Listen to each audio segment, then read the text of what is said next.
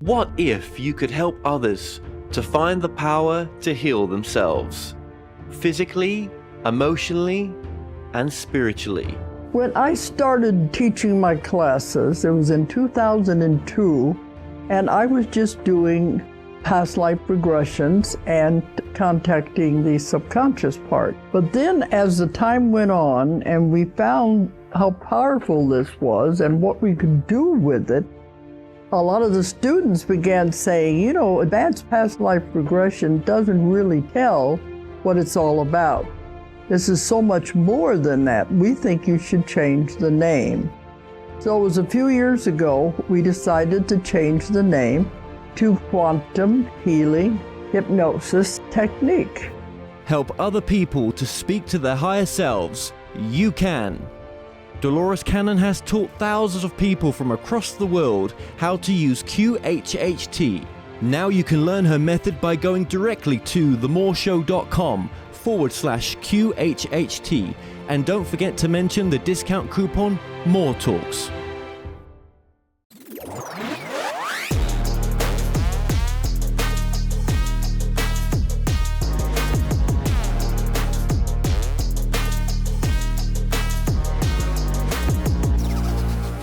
Robert Schoch has a Ph.D. in Geology and Geophysics from Yale and has been working in Egypt focusing on the Great Sphinx and Great Pyramids since 1990. Based on his geological studies, Robert has determined that the Sphinx origins go back to pre-dynastic times, thousands of years older than previously thought. In recent years, Dr. Schoch has expanded his research to encompass pyramids and associated structures around the world. Dr. Robert Schoch, welcome to the show. Thank you. It's wonderful to be here. Now, Dr. Robert Schoch, just tell me about how you got involved with the, with your research into the Sphinx and the Great Pyramids.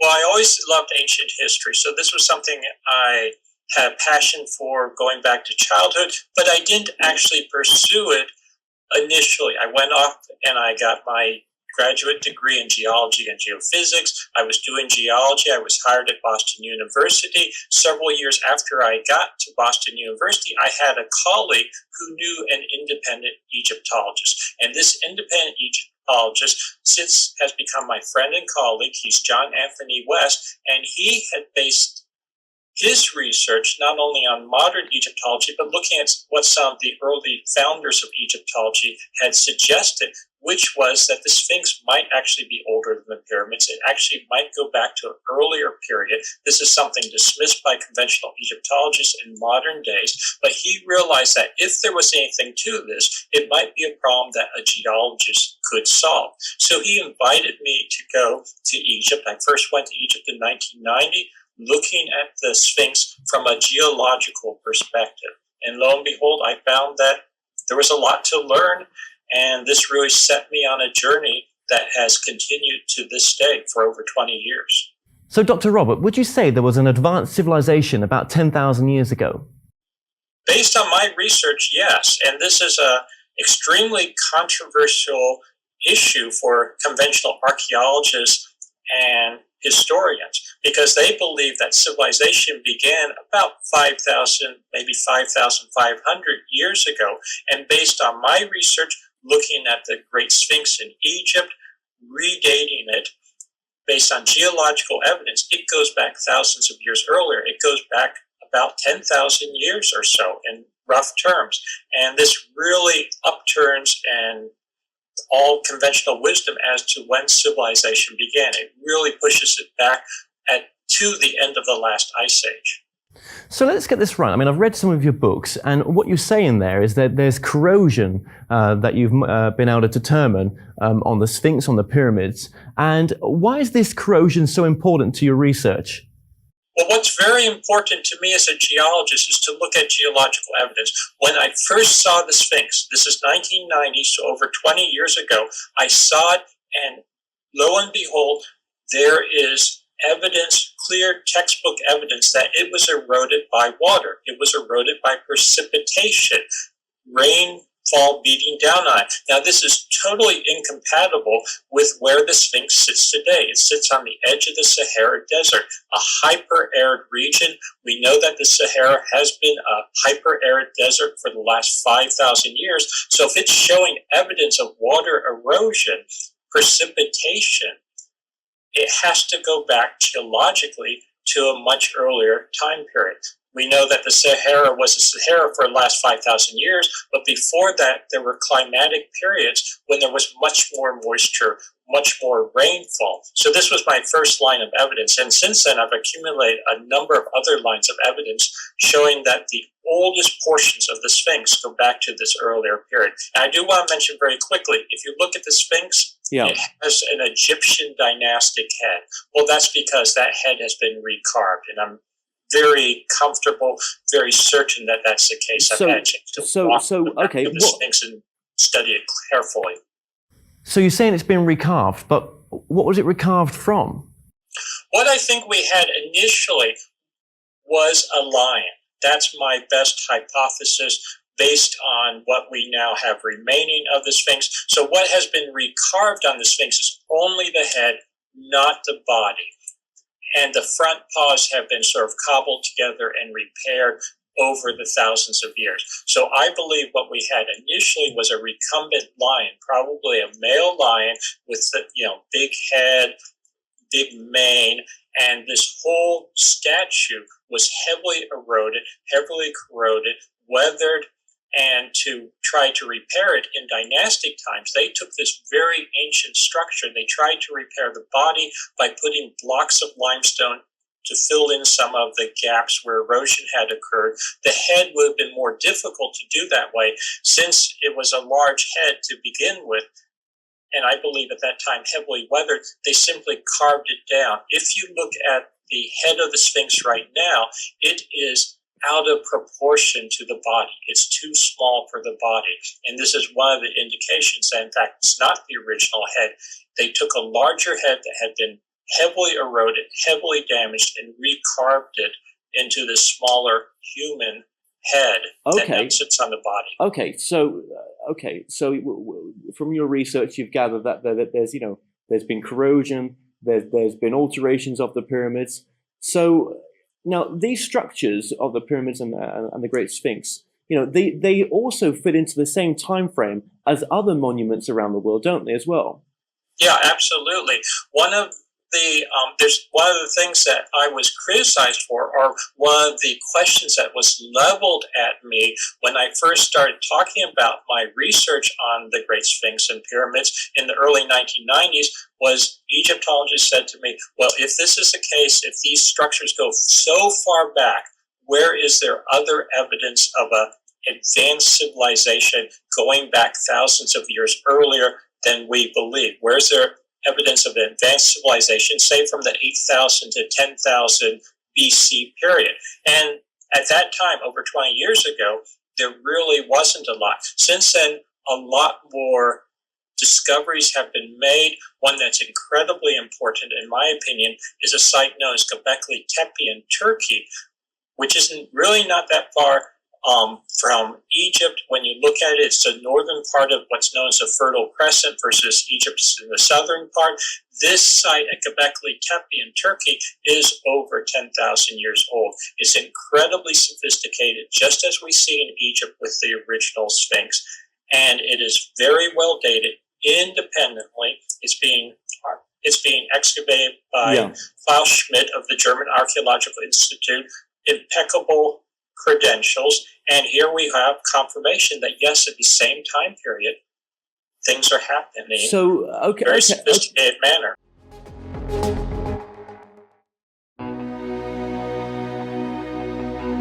You're on a journey right now, a destination where you are headed full of adventure. And all around you are clues pointing you in the direction of your higher purpose and dreams. The signs and synchronicities can be seen whilst on a trip, at your local coffee shop, within your social networks, The road to your success and happiness is scattered throughout the pictures of our days. Simply make the connection, that's all. Channeling.com is your source for highly regarded spiritual readers who can direct you on your journey. Use the code TMS1 to receive a discount on your first reading. For there to have been, water corrosion, for example, on the Sphinx or the Great Pyramid, that shows that something significant happened around the world at a point in time to change all this. Yeah, absolutely. And what I think as a geologist, I'm trained as a geologist, and what I realize, and you realize this studying the geological record, is that we have major Earth changes through geologic time. A major thing that happened in the last 10 to 12,000 years is that we went from an ice age to really what's interglacial at the present time from a geologic perspective, but we came out of an ice age, climate changed dramatically, and a real question that geologists have is how did this change occur so quickly? So, I mean, again, I won't keep going on about this, but it just seems to me that, like you just said there, that there was a major change. You've mentioned that the Ice Age, but what caused the Ice Age? I mean, what would have wiped everything out on the Earth at that point in time and sent us into an Ice Age? I mean, what's your theory on that? Well, actually, this has been a big issue as to what could cause ice ages to both come and go. Different things have been suggested, very slow cycles of the orbit of the Earth around the sun. The problem is that doesn't cause the change to happen quickly enough. Other people have suggested comets, for instance. A comet hitting the Earth or exploding in the upper atmosphere could throw dust into the atmosphere. This is a potential way to initiate an ice age. But it's less plausible, in my opinion, geologically, to end an ice age. And what I've really been focusing on recently, and when I say focusing on, looking at data that seems to confirm this, is that, in fact, the ice age, particularly the last ice age, the end of the last ice age, about 10, 12,000 years ago, happened because of solar disruptions, essentially. The sun, if we could put it in anthropomorphic terms, acting up. The sun actually is unstable. It has outbursts on a periodic basis. I'm talking geologically, and there seems to have been a major solar outburst at the end of the last ice age. Well, so basically, if I sum up your work, in a sense, it is to, not to warn people, but to say, if this has happened before, this could happen again, surely. It could absolutely happen again. And when you start, and I don't want to be an alarmist, and I'm not like that, but I have to look at the data. This is something I've learned over the last few decades of my career. I believe in following the data. When you start looking at the data, and now I'm talking about things like ice cores from Greenland, sediment samples, the archaeological data that I've been putting together, when you look at all the data, there's clear indications that the sun is unstable. It went into a period of heightened activity at the end of the last ice age, 10 to 12,000 years ago. There were incredible ramifications of that, I believe, among other things, melting, kilometer-thick glaciers that covered parts of the world, set up. Probably this, in my opinion, this may explain the flood, the stories that we have around the world among myths of floods. It could explain the water erosion on the Sphinx because you have incredible precipitation as you put moisture into the atmosphere. It has to come back down again. So it explains a lot of things without going into great detail here. But a point I want to make is that the sun was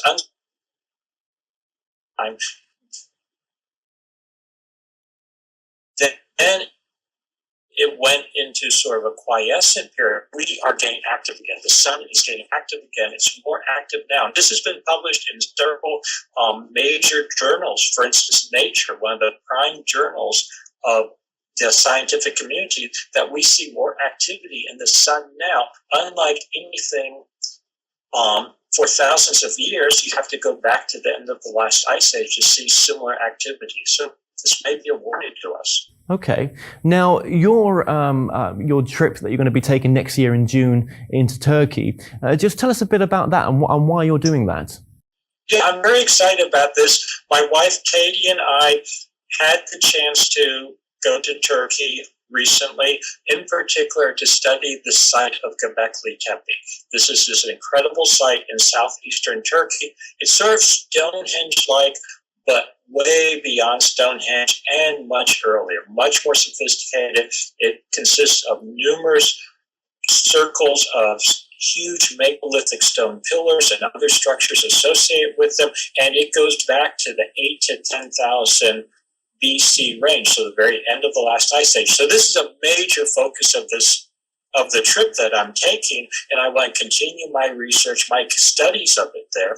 Also, I want people to really learn about this, and I love taking people with me on my research trips, taking people with me to explore these things. So I'll be doing my own research, but we're also going to take a nice tour of many ancient sites in Turkey. One of the beautiful things about Turkey as a country is it has such a rich history, and it really covers at this point, the extent of much of ancient history that we know about, from the end of the last ice age right up to Greco-Roman times. So we're going to be exploring and really getting a good overview of exactly what was happening in the past. Okay. And as a final message to the audience, what would you like to say? Well, I think that we really need to pay attention to our past, because the past is not, to me, something that just has, idle curiosity about. I think we really need to learn from the past, and something that has really been impressed upon me as I've studied these things for decades is that we sometimes have a hubris around us, that we're the most sophisticated people that ever existed on Earth. But in fact, there have been past civilizations of incredible sophistication. Maybe not exactly like us in that they didn't, maybe they didn't have computers like we do, but they were doing other things, and they could be affected by nature.